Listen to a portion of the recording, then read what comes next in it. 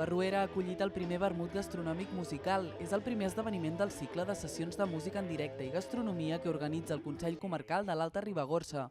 Els propers seran els diumenges 19 i 26 de maig, a Vilaller i al Pont de Suert, respectivament.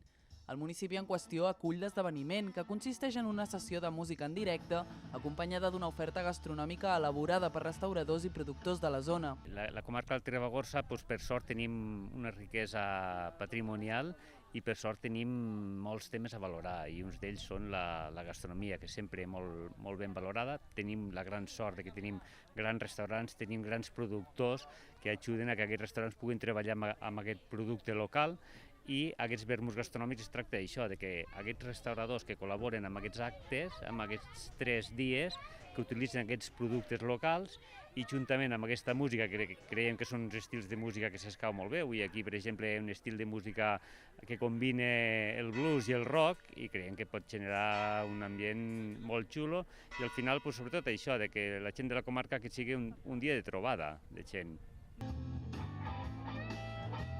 El dia 19 es farà el següent, al poble de Vilaller, i el cicle es tancarà el diumenge 26, al Pont de Suert.